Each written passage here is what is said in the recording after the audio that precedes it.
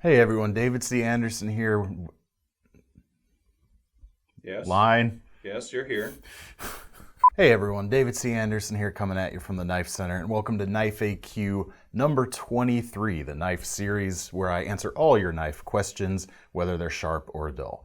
Got some fun stuff as always. We're going to talk about the Benchmade Bugout and some alternatives, convexing your edges. We're going to take a little trip to outer space as well. So let's get into it. Isn't it 24? Yes.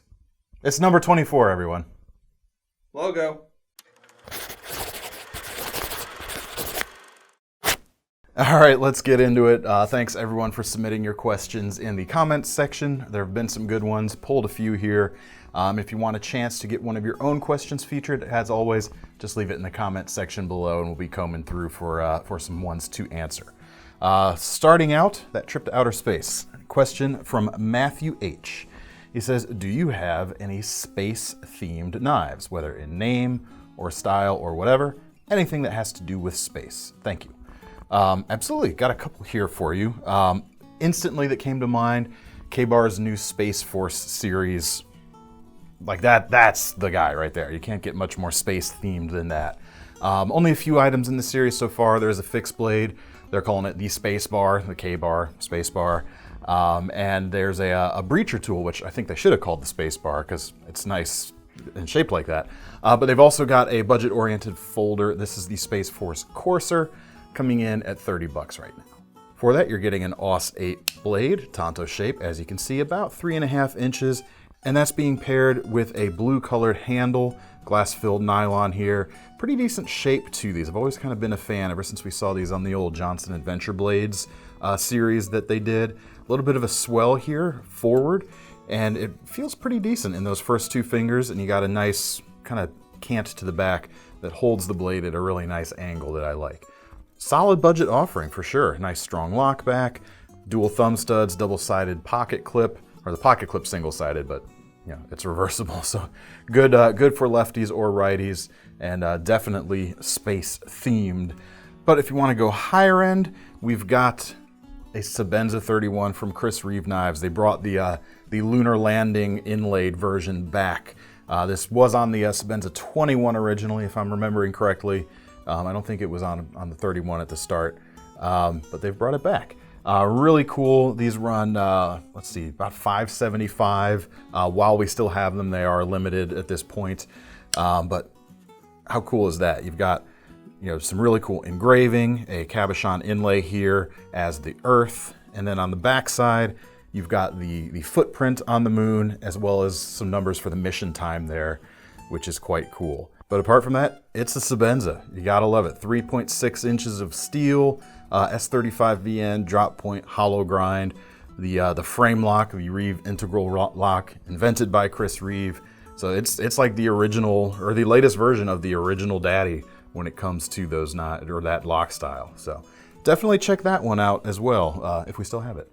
Apart from that, we've got the Spyderco Chaparral Sun and Moon, which has a different inlay and handle material on front and back to, you know, signify the sun and moon. We didn't have one today when I was getting ready to film, but we'll throw a picture up or some old footage so you can see that one as well. All right, next question is from Jitoshi Sagara. He says, I am looking for a strong-built Kukri, which will serve my outdoor bushcraft. Not too big, but a strong build, which will withstand good pounding, probably mid-budgeted. Thank you. Absolutely, I've got a what I think is a good one here for you. Well, first of all, before I pick it up, how often do you see a Chris Reeve next to a Condor on the same table? That's one of the funny things that happens at my job. But here we go, Condor, heavy-duty Kukri, coming in about $90 right now. It's not a bargain basement type of price, but it's certainly attainable. There are Kukris that are less expensive, but some of those feel either a little more combat oriented or they're a little too machete-like. For just a big solid tool that's not too big, definitely check this guy out. This is actually the tool, if you're familiar with History's Alone show, where they send folks out with a minimal number of tools to survive on their own, essentially. The winner of season 1, Alan Kay, survived, 56 days with one of these. This was his knife that he took with him, and it did kind of everything you needed. Certainly plenty thick. We're at about a 1/4 inch there, just about. 1075 carbon steel, so it's nice and tough. And of course, you've got that Kukri shape with the weight forward balance and this convex grind here. It's gonna make a really good chopper. Handles are hardwood, nice and comfortable. You got that flare there at the back for a little bit of retention as you're swinging, keeps it in the hand. And nice spine treatment overall. It's crisp back here, so you can use it either for like scraping bark or scraping a fire steel. But then the section out here, completely crowned over, so it's nice and comfortable, whether you're using a baton to split wood, or whether you're grabbing it there to do some draw knife stuff with it. It's not gonna kind of dig in. It's gonna be very comfortable to use. Does come with a nice leather sheath, snap style here, or 2 snaps on the spine, as you can see, and a swiveling belt loop there. So still not taking up too much room, whether on your belt or if you're using like a bandolier to carry it as well. Now there are some other versions of this that are a bit more expensive. Those that come with a micarta handle, as well as a flat metal plate here at the bottom, so you can do some pounding stuff with it. But those do come in, I want to say they're like $140 or something right now. Let me check the price real quick, since I got a computer here in front of me. And it would help if I typed the thing in correctly. Stand by. And we're back. So yeah, the K-Tact Kukri with micarta handles and that plate. They also come with hollow rivets. Those come in about $124 right now. So if you'd rather have that, not too big of a jump. It's about about $30 some between the two for that better handle material, or go with the classic. All right, next question is from Ricardo Di Carvalho. He says, "Hi David, thank you and the KC team for all the awesome work you put into these videos." That's Thomas over there. What up? Can you recommend, or can you reshape or grind a full fixed grind, what's that, full flat ground fixed blade knives to a convex edge without a major workshop?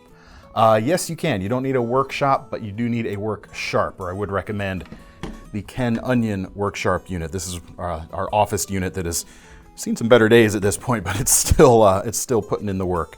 Love this stuff. Puts a razor sharp convex edge on a blade, whether it's fixed blade or folder, no problem.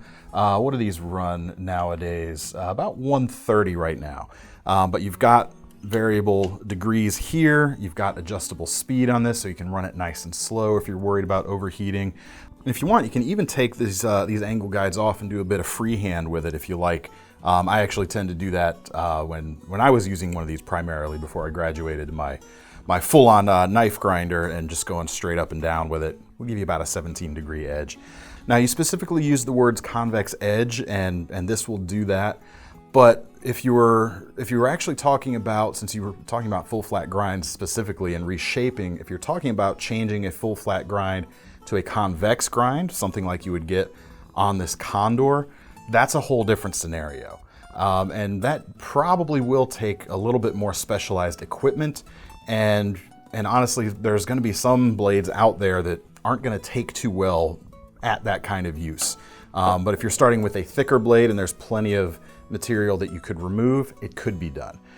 You might be able to get away with this Ken Onion unit adding the blade grinding attachment to it. This is like another $76 on top. This unit, or this part, comes off of the motor. You slap this guy on there, and this has a belt that runs around these 4 different points. There's gonna be another point right there. And you can use some of these slack sections to kind of reshape and remove a lot of metal, but it's still probably gonna be too flexible. Honestly, at that point, the expensive answer is you're gonna need an actual knife grinder probably to do it properly or do it well.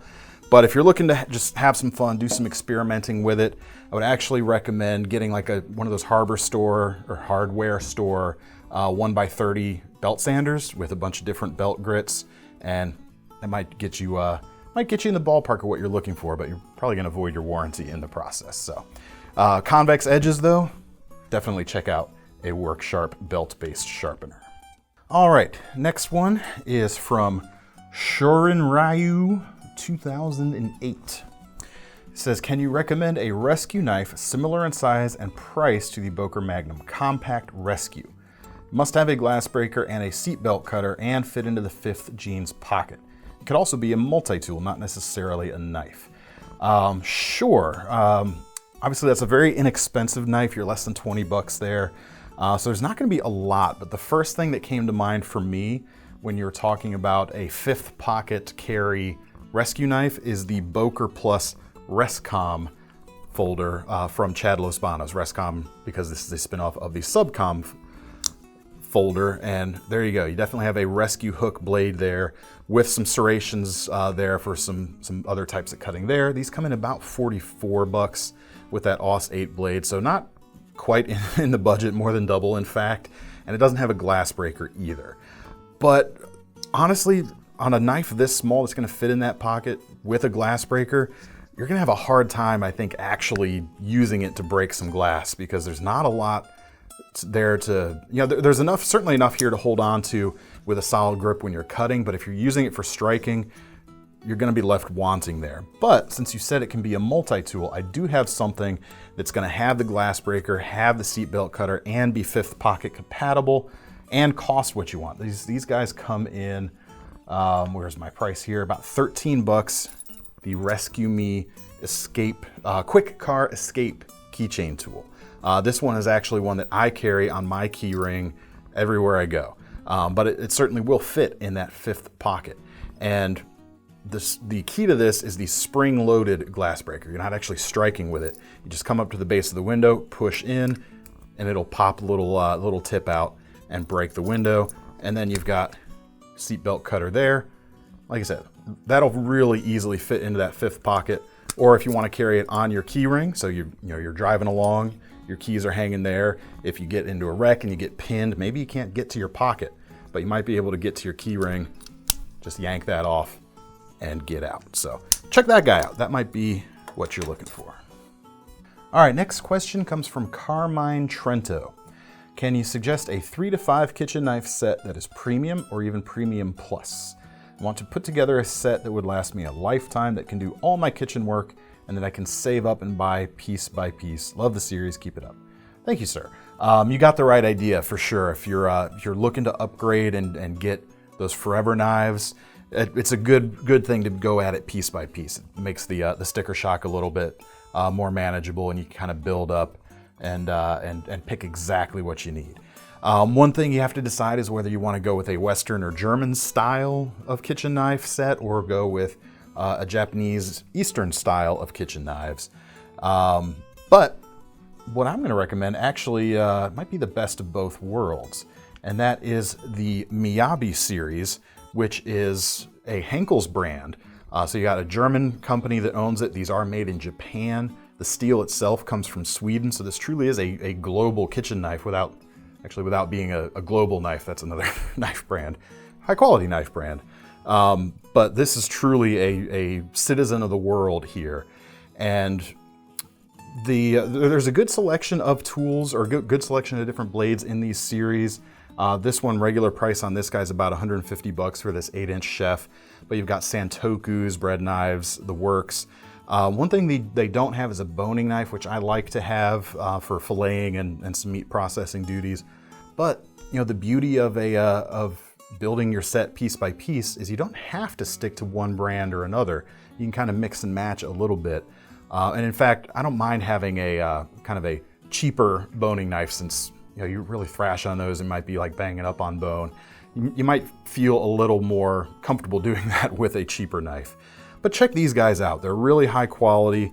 Now the steel here is FC61 is what they call it, but that's not anything new. It's just Henkel's name for what they call Sandvik 13C26, which is a great fine-grained Swedish steel. It's going to be very tough, very good choice for a kitchen knife. This isn't actually cladding here. This is not a laminated blade. This is just decorative, but there are Damascus versions of this. There's the Morimoto line from Chef Morimoto, Iron Chef, with some other patterns and slightly fancier features and appointments.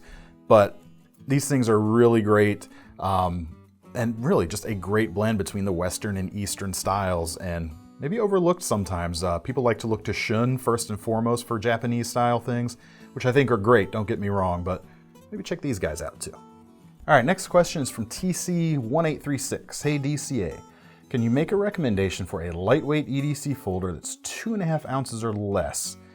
3 to 3.5 inch blade, tougher locking mechanism, so not a liner lock, mid to mid-high range like S30V or similar, basically, I'm asking about bug out alternatives, perhaps something less expensive. Thank you. Sure. Yeah, fun long list to go through there. But yes, I do have some options for you. Unfortunately, though, there's not a lot of, even today, not a lot of convincing budget alternatives to a bug out. You can get things with similar locking mechanisms, similar size, for less money, but you're giving up a little bit on the weight, and that's one of the two, apart from just the cool design, that's the second part of the bug out's appeal, is that really crazy low weight. We're talking like 1.8 ounces there. So the only true slightly less expensive alternative for me that comes to mind is the Spyderco Para 3 Lightweight. But it might not hit all of your criteria. We are at $105, so it is a little bit cheaper than your standard bug out, which of course starts just over $130 right now. But the blade on the Para 3 is technically less than 3 inches, and since part of that is finger choil, it's even less sharpened edge, so you might not get everything you want there. Weight is pretty good on this one. This guy comes in at 2.4 ounces, so right under your mark there. And for some people, though, the handle here is going to feel a little more secure. So that's the trade-off for that little bit of less sharpened edge. You might have a more secure hold there. You've got a compression lock rather than a crossbar lock. You can still do the flick open and close and keeping your fingers out of the way. So this is a decent option, but the BD1N steel, while good, it's definitely not quite S30V. So looking at some other options that aren't necessarily less expensive, I had high hopes for the Terminus XR LTE from SOG to be a more affordable alternative to the bug out, but the pricing when they release these come in at about $140, so it's a bit more expensive. 2.2 ounces though, so it's getting closer to that bug out range. You've got S35 VN blade steel, you've got carbon fiber liners here, and that's how they keep the weight down on this particular model.